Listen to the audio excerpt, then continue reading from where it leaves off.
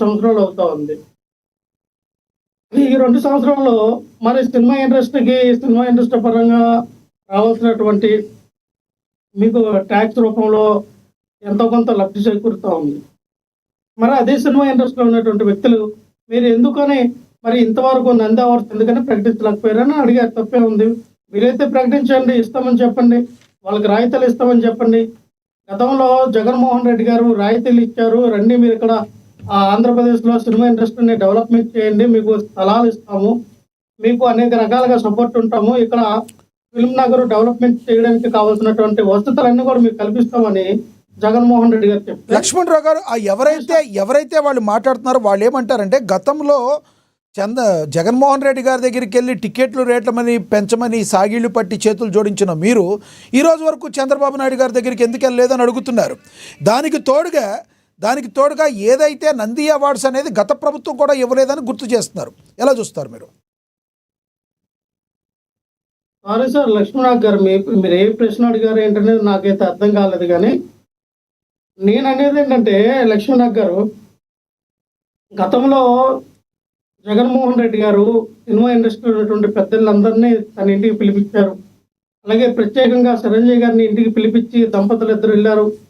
మరి వాళ్ళని జగన్మోహన్ రెడ్డి గారు చాలా సాదర స్వాగతం పలికి వాళ్ళకి మరి అన్ని రకాలుగా మరి తోడ్పడి అలాగే వాళ్ళకి విందు భోజనం కూడా ఏర్పాటు చేసి మరి పంపించారు. తర్వాత వీళ్ళు పెట్టిన మీటింగ్లో చిరంజీవి గారు నమస్కారం పెట్టారు. నమస్కారానికి ప్రతి నమస్కారం పెట్టలేదని చెప్పి ఇదే డిప్యూటీ సీఎం ఉన్నటువంటి పవన్ కళ్యాణ్ చాలా రాజకీయం చేసి రాజకీయ లబ్ధి పొందారు. దానికి కన్క్లూజన్ గా చిరంజీవి గారు కూడా మన లెటర్ రాయడం జరిగింది.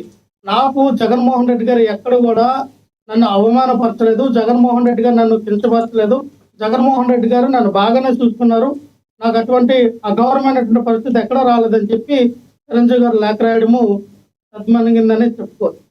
నేనేమంటానంటే ఈరోజు ఇప్పుడున్న పరిస్థితుల్లో మరి డిప్యూటీ సీఎం అయినటువంటి పవన్ కళ్యాణ్ గారు కూటమి ప్రభుత్వంలో ఆయన డిప్యూటీ సీఎం గా ఉన్నారు కాబట్టి ఆయన కూడా సినిమా ఇండస్ట్రీలో సినిమాలు తీస్తున్నాడు కాబట్టి మరి సినిమా రంగం పైన ఆయన ఎందుకు ఫోకస్ పెట్టట్లా?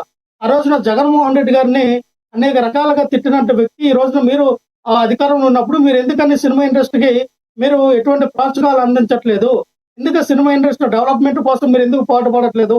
కేవలం మీ సినిమాలు తీసి మీ సినిమా రేట్లు మీరు పెంచుకోవడానికి డిప్యూటీ సీఎం అయ్యారా? మీరు డిప్యూటీ సీఎం అయింది మీరు తీసినటువంటి 1, 2, 3 సినిమాలు ఆ రేట్లు పెంచుకోవడానికేనా? గతంలో జగన్మోహన్ రెడ్డి గారు చాలా క్రిస్టల్ క్లియర్ గా జీవోలో మెన్షన్ చేశారండి. ఆంధ్రప్రదేశ్ రాష్ట్రంలో 25% షూటింగ్ చేస్తే ఇంత రేటు, 30% షూటింగ్ చేస్తే ఇంత రేటు, 50% షూటింగ్ చేస్తే ఇంత రేటు అని పెంచుకోవచ్చండి. నాకు తెలిసినంత వరకు కూడా మరి ఆ జీవోని ఎక్కడ అమలు చేస్తున్నట్టు కనబడట్లేదే.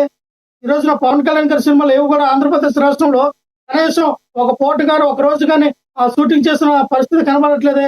కానీ ఎందుకని 500, 1000 రూపాయలు, 1200, 1500 అని రేట్లు ఎందుకు పెంచుతూ ఉన్నారని మేము ప్రశ్నిస్తూ ఉన్నాం. నిజంగానే దీన్ని సినిమా ఇండస్ట్రీ పరంగా డెవలప్మెంట్ చేయాలని ఉన్నప్పుడు మీరు ఎందుకని మరి ఓ రూపాయికి, పావలాకి, 99 పైసలకి మీరు ఎకరాలు ఒక డొల్ల కంపెనీలకి, ఊరు పేర్లేని వర్షాలాంటి కంపెనీలకి ఇచ్చినటువంటి మీ ప్రభుత్వం ఈ సినిమా ఇండస్ట్రీ డెవలప్మెంట్ చేయడానికి విశాఖపట్నంలో ఉన్నటువంటి ఆ భూముల్ని ఎందుకైనా డెవలప్మెంట్కి ఎవరు అండ్ మీరు ఎందుకు అడగట్లా పవన్ కళ్యాణ్ గారు? అలా తీసుకోండి, మీరు 1000-2000 ఎకరాలు తీసుకోండి, మీ అన్నయ్య గారికి 1000-2000 ఎకరాలు ఇవ్వండి. మిగతా సినిమా ఇండస్ట్రీలో ఉన్నటువంటి 4 పిల్లర్స్ గా 4 కుటుంబాల పేర్లు ఏవో చెప్పుకుంటారో దగ్గుబాటి, నందమూరి, మరి కొనతేలు లాంటివి ఉన్నటువంటి అలాగే మోహన్ బాబు చాలా మంది హీరోలు ఉన్నారు కదా, వాళ్ళందరూ కూడా ప్రోత్సాహాలు ఇవ్వండి, వాళ్ళందరికీ ల్యాండ్స్ ఇవ్వండి, డెవలప్మెంట్ చేయించండి. విశాఖ తీర ప్రాంత నగరంలో అక్కడ విశాలమైనటువంటి తీర ప్రాంతం ఉంది, ఆ భూములను వాళ్ళకి డెవలప్మెంట్ చేయించండి. ఎందుకని చేయట్లా అంటే జగన్మోహన్ రెడ్డి గారు అధికారంలో ఉన్నప్పుడే మీకు సినిమా ఇండస్ట్రీ గుర్తుకు వస్తుందా? సినిమా ఇండస్ట్రీ సినిమా రేట్లు పెంచడానికి గుర్తుకు వస్తుందా? ఈ రోజు మీకు గుర్తుకు రావా? సినిమా కష్టాలు మీకు కనబడట్లేదా పవన్ కళ్యాణ్ గారు? మీరు సినిమా వ్యక్తే కదా, మీరు సినిమాలో సంవత్సరాలు 2-3 తీస్తున్నారు కదా. ఇప్పుడు అధికారం లేనప్పుడేమో జగన్మోహన్ రెడ్డి గారిని తిట్టడానికి పెట్టినటువంటి శ్రద్ధ ఆ రోజు సినిమాలు తీలా 2 సంవత్సరాల కోట 3 సంవత్సరాల కోట తీశారు. కానీ ఈ రోజున ఒక సంవత్సరానికి 2-3 సినిమాలు తీసే స్థాయికి వచ్చారంటే మీరు ఎందుకని ఈ రోజు మీరు ప్రశ్నించలేకపోతూ ఉన్నారా? ఎందుకు అడగలేకపోతూ ఉన్నారు చంద్రబాబు నాయుడు గారు? ఎస్, చిరంజీవి గారు అడిగారు, తప్పే ఉంది, దాన్ని కూడా వక్రీకరించవలసిన అవసరం ఉంది.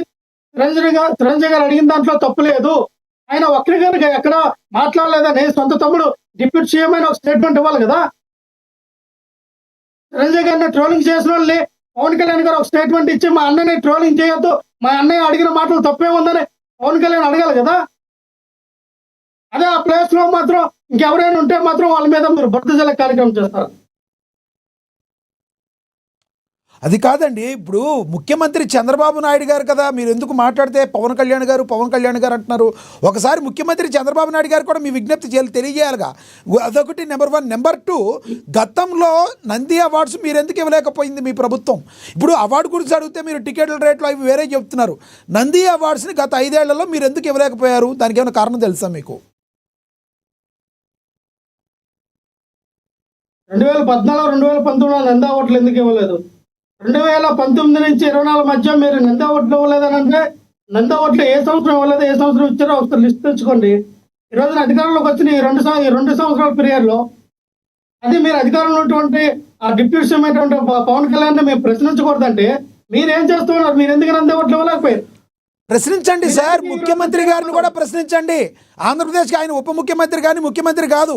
మీరు కేవలం పవన్ కళ్యాణ్ గారినే టార్గెట్ చేసే, బహుశా మీకు ఆయనకి ఇండివిజువల్ గా మీకు అంటే ఇష్టం లేదనుకుంటా. మీకు నారా చంద్రబాబు నాయుడు గారికి అదే చెప్తున్నామండి.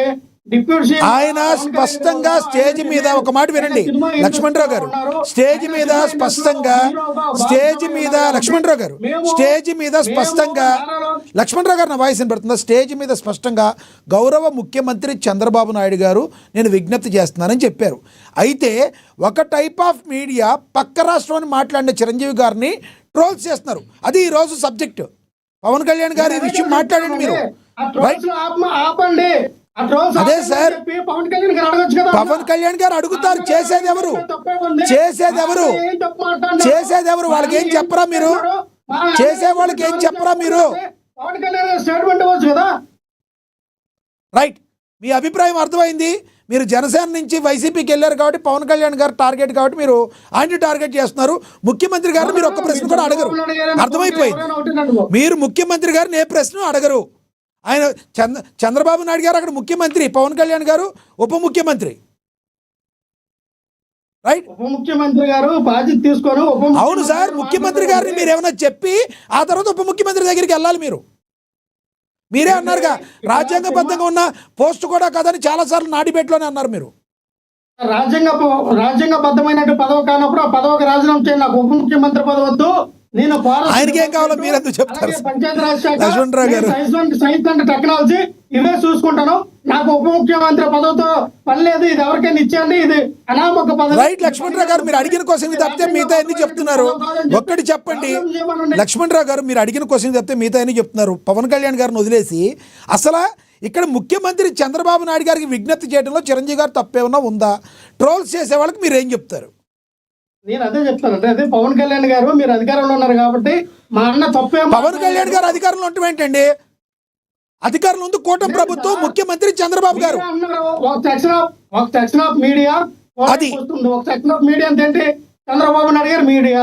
చంద్రబాబు నాయుడు గారు మీడియా తిట్టినప్పుడు ఆ చంద్రబాబు నాయుడు మీడియాకి ఈ పవన్ కళ్యాణ్ చెప్పాలి కదా, మా అన్న తప్పేం మాట్లాడినాడు, తప్పేమన్నాడు, ఆయన మాట్లాడిందే కరెక్ట్ కదా, మీరు ఆ ట్రోలింగ్ సాపండి అని చెప్పి చంద్రబాబు నాయుడు గారు వార్నింగ్ ఇవ్వాలి కదా పవన్ కళ్యాణ్.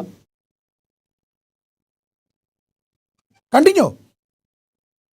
నేను అదే సార్, మళ్ళీ కంటిన్యూ అంటే మళ్ళీ చిరంజీవి గారు ఆయన అడిగిన దాంట్లో తెలంగాణలో ఏ రకంగా అయితే కళాకారుల్ని వాళ్ళు ఎలాగైతే ప్రోత్సహించినారో ఇక్కడ కూడా ప్రోత్సహించండి అన్నారు.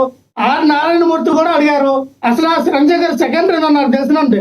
ఫస్ట్ మాట్లాడింది కళాకారుల గురించి ఆర్ నారాయణమూర్తి గారు మాట్లాడారు. అయ్యే ఇక్కడ రేవంత్ రెడ్డి గారు దూసుకెళ్ళిపోతూ ఉన్నారు, సినిమా ఇండస్ట్రీకి కావాల్సినటువంటి వసతులన్నీ కల్పిస్తూ ఉన్నారు, అనేక రకాలుగా మమ్మల్ని ఆదుకుంటూ ఉన్నారు అని చెప్పి ఆర్ నారాయణమూర్తి గారు మాట్లాడారు. అలాగే పక్క రాష్ట్రంలో ఉన్నటువంటి చంద్రబాబు నాయుడు గారు, అలాగే పవన్ కళ్యాణ్ గారిని, నారా లోకేష్ గారు దీని మీద దృష్టి పెట్టండి, అవార్డులు ఇవ్వండి, కళాకారులు ఆదుకోండి, ప్రోత్సహించండి అని చెప్పి ఆయన మాట్లాడిన తర్వాత లాస్ట్ లో చిరంజీవి గారు మాట్లాడారు. పక్క రాష్ట్రం అన్నారు. ఏం చేద్దాం పాపం, నారాయణమూర్తి గారి కంటే చిరంజీవి గారు తొందరగా ఐడెంటిఫికేషన్ చేస్తారు కాబట్టి ఆయన్ని ట్రోల్ చేస్తున్నారు. మీరు చెప్పుంటే పాపం ఒకవేళ ఆయన్ని ట్రోల్ చేసేవాళ్ళేమో, నారాయణమూర్తి గారిని ట్రోల్ చేసేవాళ్ళేమో.